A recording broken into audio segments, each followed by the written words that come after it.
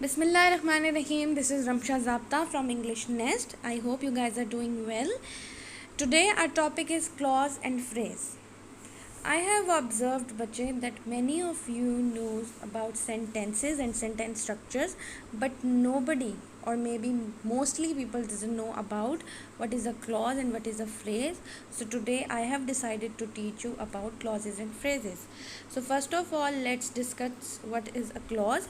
Clause की definition बहुत simple है. It is a group of words containing a subject and a verb, जिसमें एक ग्रुप ऑफ वर्ड्स यानी एक अल्फाज का मजमुआ जिसमें आपका क्या आता है, सब्जेक्ट, आपका वर्ब. सब्जेक्ट क्या है, जो काम कर रहा है. वर्ब क्या है, जो काम हो रहा है. अभी सबसे पहले एक बहुत ही सिंपल किस्म का सेंटेंस कह लो क्लॉज. क्लॉज में एक सब्जेक्ट एक वर्ब होता है, एक साथ आपका ऑब्जेक्ट भी हो सकता है. She is hungry, a very simple sentence. She आपका सब्जेक्ट है, इज़ आपका हेल्पिंग वर्ब है, हंग्री आपका it's state of being in action, तो हंग्री आपका वर्ब है. She is hungry. I am feeling well today. I आपका क्या है, सब्जेक्ट है. एम आपका हेल्पिंग वर्ब है. फीलिंग आपकी it's a being in action, तो this is a verb. And well today उसको क्वालिफाई कर रहा है. आई am feeling well, this is a simple clause. Definition क्या है, सब्जेक्ट जो काम कर रहा है और वर्ब जो काम हो रहा है, ये दोनों कलेक्टिवली आपका एक क्लॉज बनाते हैं. अब there are two types of clauses बच्चे.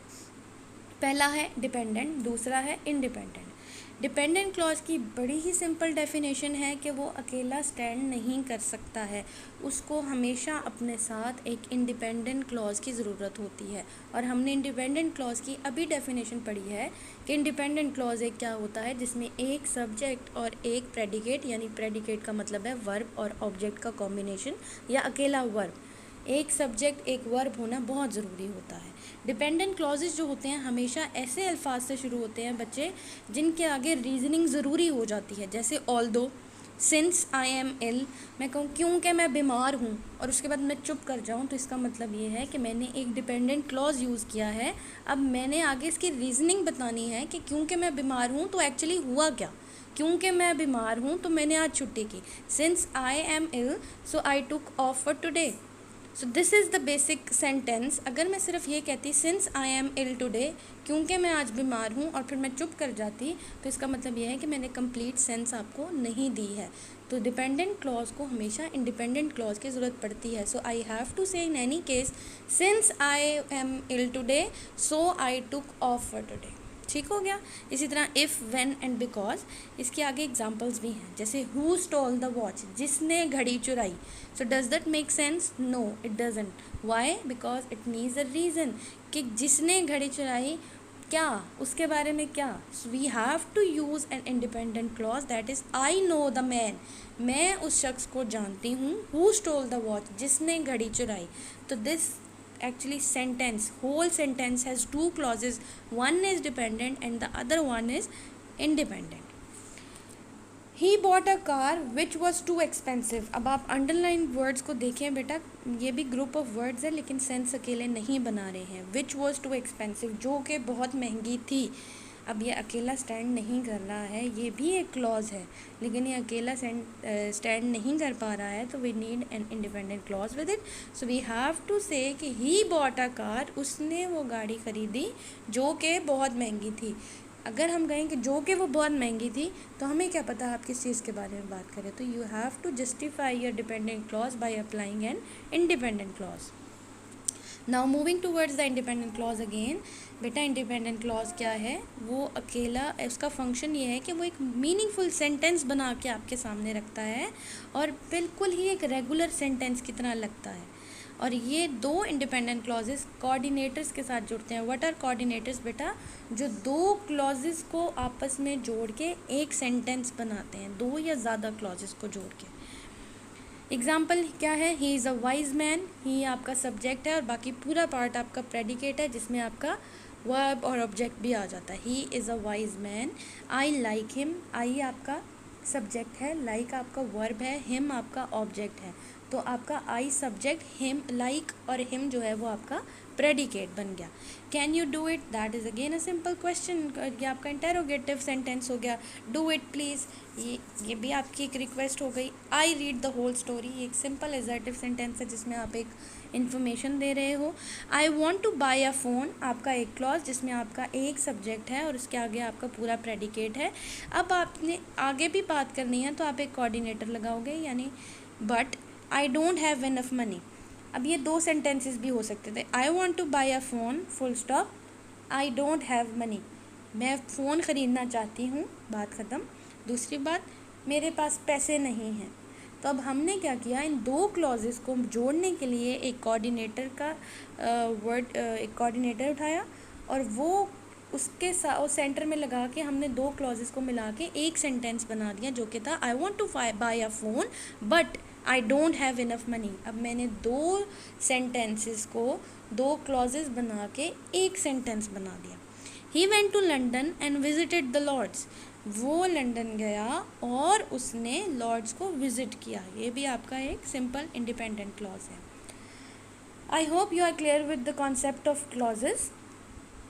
फ्रेज, अब हम जाते हैं फ्रेज की तरफ। What is a phrase? बेटा, a phrase is a group of words without subject and verb use as a single part of speech. उन्होंने कहा कि फ्रेज होता है बेटा, ये भी ग्रुप ऑफ वर्ड्स ही होता है, लेकिन ये प्रॉपर सेंस नहीं बना रहा होता, क्योंकि सेंस बनती है सब्जेक्ट या वर्ब के साथ। और अगर आपके किसी सेंटेंस में सब्जेक्ट और वर्ब कंबाइंडली एग्जिस्ट ही नहीं कर रहे हैं तो इसका मतलब ये है कि वो क्लॉज नहीं है, वो फिर फ्रेज है।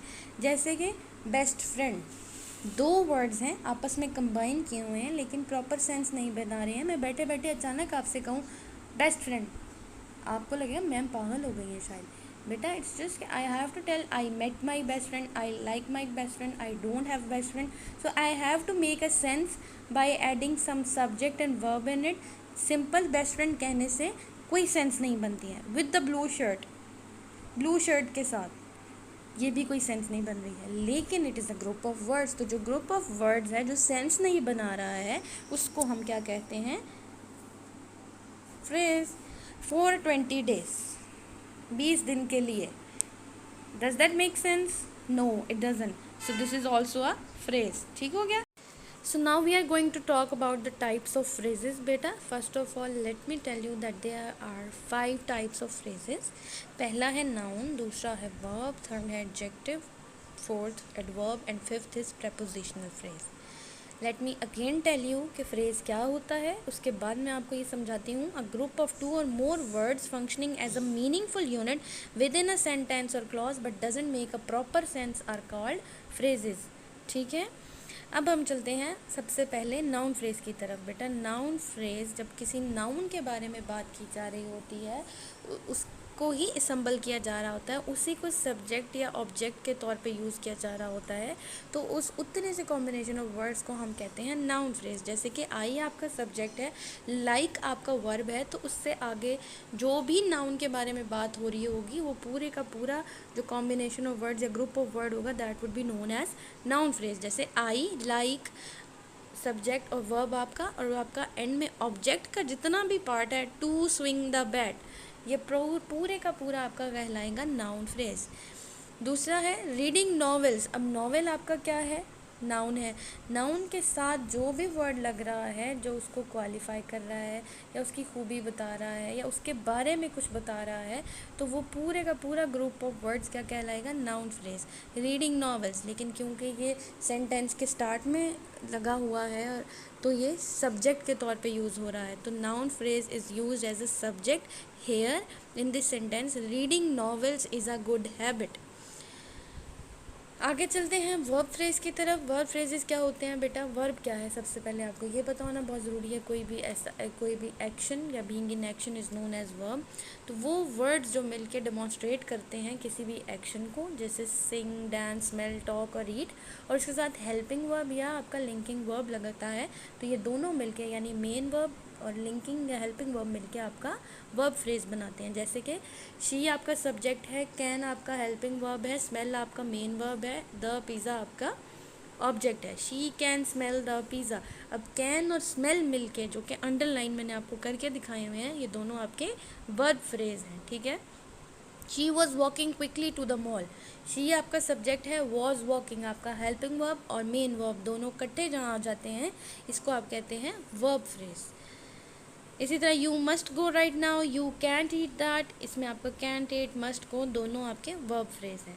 फिर हम चलते हैं एडजेक्टिव फ्रेज की तरफ। एडजेक्टिव फ्रेज बेसिकली कंप्राइज ही एडजेक्टिव से होते हैं और एज एन एडजेक्टिव सेंटेंस में यूज़ हो रहे होते हैं। जैसे अभी मैं आपको एग्जांपल में बताऊंगी, Alex is a well behaved man. अब इसमें वेल बिहेव्ड मैन की क्वालिटी बताई जा रही है, नाउन की क्वालिटी बताई जा रही है, तो this is adjective phrase.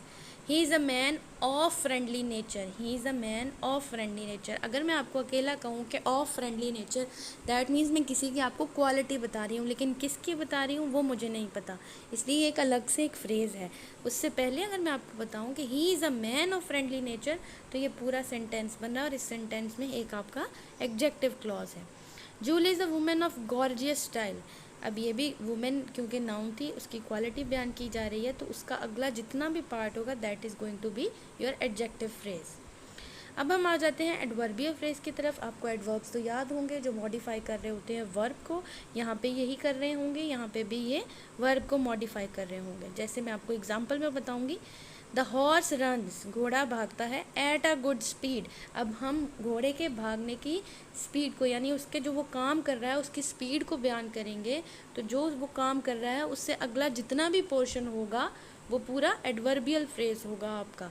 I was in a Hari then, मैं उस वक्त जल्दी में था, क्योंकि आप कुछ कर रहे थे और वो आप जल्दी में कर रहे थे, इसलिए आपका सारा पोर्शन एंड वाला जो है वो आपका एडवर्बियल फ्रेज बन जाएगा। आई रैन, मैं भागा। अब आई आपका सब्जेक्ट है, रैन आपका वर्ब है, और वर्ब को जो आगे मॉडिफाई करेगा एज फास्ट एज पॉसिबल, जो मैंने अंडरलाइन किया है, this is your adverbial phrase. He works, वो काम करता है, वेरी स्लोली। अब वेरी स्लोली मिल के दो कॉम्बिनेशन ऑफ टू वर्ड्स है, यहाँ पे ग्रुप ऑफ टू वर्ड्स है, और ये आपका एडवर्बियल फ्रेज है क्योंकि ये काम करने की नोयत को बता रहा है। आखिरी हमारा है प्रेपोजिशनल फ्रेज। प्रेपोजिशंस आपको याद हैं बेटा, किसी भी चीज़ की लोकेशन को बताने के लिए आप प्रेपोजिशन यूज़ करते हो, जैसे कि अंडर, बिलो, ऑन, इन, ये सारे जो हैं हमारे क्या हैं, प्रेपोजिशंस हैं। तो प्रेपोजिशनल फ्रेजेस हमेशा याद रखिएगा प्रेपोजिशन से ही स्टार्ट हो रहे होते हैं और ये कनेक्ट हो रहे होते हैं किसी भी नाउन के साथ। He sacrificed his life for the sake of his country. अब इसमें फॉर आपका प्रेपोजिशन था, तो जो भी वहाँ से स्टार्ट होगा आपके ग्रुप ऑफ वर्ड्स वो आपके प्रेपोजिशनल फ्रेजेस होंगे। इन दी एंड, इन दी एंड पूरे का पूरा क्योंकि इन से स्टार्ट हो रहा है तो ये आपका प्रेपोजिशनल फ्रेज है। ऑन द वे, ऑन आपका प्रेपोजिशन है, ये भी आपका प्रेपोजिशनल फ्रेज होगा।